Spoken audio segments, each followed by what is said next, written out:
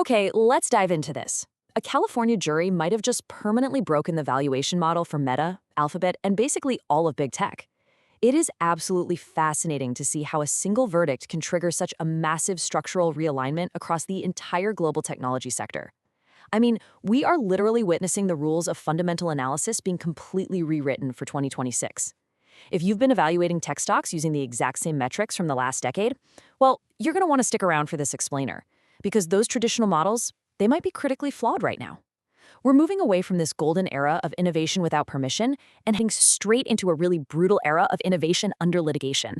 And let me tell you, exploring how that impacts the bottom line is quite a journey. So let's start right here with the inciting incident. The data connection that sparked this entire structural shift is a massive $375 million penalty leveled against Meta down in New Mexico, specifically regarding child mental health and exploitation. Now, what makes this so incredibly intriguing is that it introduces a brand new systemic risk factor, one that simply was not present in historical tech analysis. For years, right, the major threat to big tech was always assumed to be antitrust regulation. Everyone kind of just thought the only thing that could ever stop these giants was the government coming in and breaking up monopolies. But this verdict, it shows a completely different angle of attack. It's hitting right at the core of product design rather than just market share. And get this, it wasn't an isolated event. This New Mexico penalty was immediately followed by a landmark $6 million California jury verdict in the KGM case. Now, I know what you're thinking. $6 million sounds like an absolute drop in the bucket for a trillion-dollar company, right? But in the legal world, this is what's known as a bellwether trial. It's a leading indicator, a massive, glaring signal to the broader market. It exposes a gaping vulnerability in big tech's legal armor, and plaintiffs' attorneys are now aggressively taking advantage of this exact vulnerability across multiple jurisdictions. So the crucial takeaway for us here is that these aren't just your standard PR crises that are going to blow over in a news cycle or two. No, this appears to be a permanent structural shift, and it requires a complete recalculation of the tech sector's terminal value. If your discounted cash flow, your DCF model, is missing what we are now calling the litigation premium, you might be fundamentally mispricing the risk of these assets. It's wild to think about, really. A standard, tried-and-true financial model suddenly needs a whole new variable baked into it just to account for this legal exposure. Here's our agenda for this explainer. 1. The end of Section 230. 2. The new big tobacco. 3. Pricing the litigation premium. 4. The verification tax. And 5. The multiple compression era. Section 1. The end of Section 230, moving from free speech to product liability. There is a huge aha moment happening in the legal sector right now. For over 2 decades, Section 230 acted as an almost impregnable shield. It completely protected platforms from being sued over what their users posted. But courts in 2026 are aggressively fracturing these old internet laws. They're basically drawing a hard, distinct line in the sand between the content a user posts, which, by the way, is still highly protected, and the physical architecture of the app itself, which is now entirely vulnerable to liability claims. By treating behavioral hooks, things like infinite scroll, auto-playing videos, and hyper-targeted push notifications as engineered physical products, plaintiffs have successfully bypassed federal immunity altogether. They are literally categorizing social media apps under negligent product design. It's exactly like a slot machine in a casino. The court isn't trying to regulate the words printed on the casino screen, they're regulating the physical, engineered design of the spinning wheels and flashing lights that are intentionally built to keep you pulling that lever. The winning argument here is that these are defective products specifically engineered to induce addiction, and that completely separates the mechanical design of the app from the concept of free speech. Section 2. The new big tobacco. Structural parallels and bellwether trials. When you try to estimate the scale of this exposure, the numbers are just staggering. Social media is quite literally being treated as the new big tobacco. Just like the 1998 Master Settlement Agreement famously forced tobacco companies to pay out $206 billion, institutional bear cases are right now estimating a potential tech Master Settlement Agreement. With over 40 state attorneys general actively filing suits as we speak, we are looking at an exposure scale reaching anywhere from $50 to $150 billion purely to address the resulting psychological harms. It's a fundamental shift in how the entire landscape operates. And honestly, the structural parallels between the two industries are impossible to ignore. Just like the tobacco wars of the 1990s, the modern legal discovery process has revealed internal whistleblower documents. These docs show that these tech companies knew about the risks years before any public acknowledgement. They are being directly accused of marketing to minors through addictive design and, this is the crucial part, framing this addiction as a public nuisance that forces massive externalized costs onto our healthcare and education systems.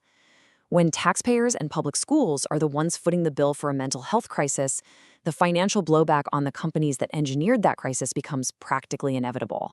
Section 3, Pricing the Litigation Premium, Real Options and the DCF Impact.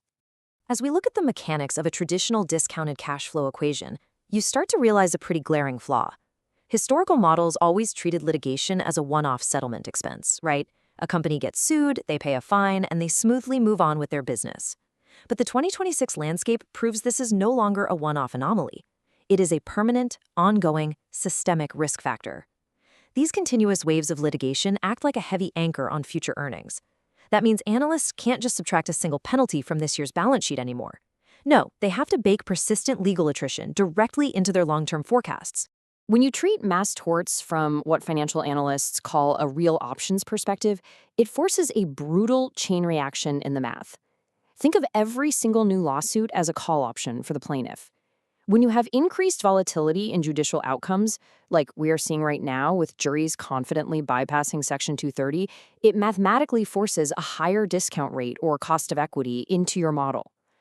And as you artificially increase that discount rate to account for all these unknown legal dangers, you mathematically crush the present value of the company. It is a straight, undeniable line from courtroom uncertainty to degraded shareholder value. Looking at the data explicitly quantifies the damage we are talking about here. Litigation reserve operating expenses are jumping dramatically from under 1.5% to up to 6.5%. Big tech is currently spending unprecedented billions on AI infrastructure, but now they simultaneously have to bleed cash into these massive litigation reserves. And the result? Free cash flow margins are dropping from 28% down to 23%. Plus, adjusted earnings per share growth is taking a severe hit, dropping from 22% down to 14%. The core profit engine of these companies is essentially being taxed from within. Section 4, the verification tax, COPPA exposure and operational overhead. $50 billion. That massive number represents the estimated verification tax currently facing the industry. Industry trade groups estimate that the realistic exposure for COPPA violations, that's the Children's Online Privacy Protection Act for those keeping track, could easily hit this monumental figure. This is heavily driven by recent documentation showing that platforms like Instagram allegedly ignored over 1.1 million reports of underage users. With the federal penalty sitting at roughly $53,000 for a single violation, the math escalates to catastrophic levels incredibly fast.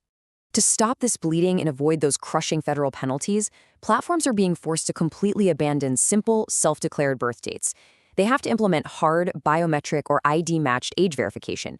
This adds an immediate 50 to 70 cents in external vendor costs for every single user verified. For a global platform with billions of users, you're looking at billions in instant overhead. But the hidden cost here is the user acquisition friction. I mean, think about it. Asking a teenager or a casual scroller to literally upload a driver's license, that heavily throttles new signups by up to 20%. Plus, holding all that newly sensitive ID data skyrockets Dan's security insurance premiums. It is an absolute logistical nightmare that strangles growth. Section 5, the multiple compression era, the brutal truth for investors. So here is the brutal truth. The growth at all costs premium is officially dead. We have entered an era of severe multiple compression. The S&P 500 forward price-to-earnings multiple for the tech sector has already declined by 17% since the market peak in early 2026. Investors are finally realizing these companies are caught in a massive capex trap. They're spending hundreds of billions on generative AI, while that very same AI cannibalizes their traditional search ad revenue. And they're doing all of this while facing the systemic risk of immense product liability. The old growth narrative is simply buckling under the weight of these compounding pressures. And as you look at this, it becomes abundantly clear that this isn't just an isolated American issue. It's a rapidly tightening global regulatory web. Look at the EU Product Liability Directive, for example. It enforces a rebuttable presumption of defectiveness for complex digital systems. That essentially shifts the global burden of proof entirely onto the tech companies to prove their algorithms didn't cause harm, rather than the end user having to prove that they did. Add in the UK's fines of up to 10% of global revenue for age verification failures, and the operational complexity of running a global app becomes truly staggering.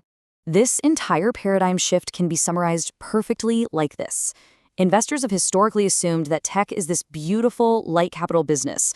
You write the code once, and it scales infinitely with basically zero marginal cost. But in 2026, tech is definitively heavy legal. The very things that made these companies seem totally invincible, their massive network effects, their algorithmic stickiness, their unprecedented data advantages, have ironically mutated into their biggest liabilities and their primary vectors for mass torts. So I'll leave you with this crucial thought to chew on. As the entire tech industry is dragged kicking and screaming from innovation first to safety by design, you really have to ask yourself, is your portfolio actually prepared for the permanent repricing of the heavy legal era? Because if you're still evaluating tech using the asset-light, liability-free models of yesterday, your valuations are officially obsolete. Thanks so much for joining me on this explainer, and I will catch you next time.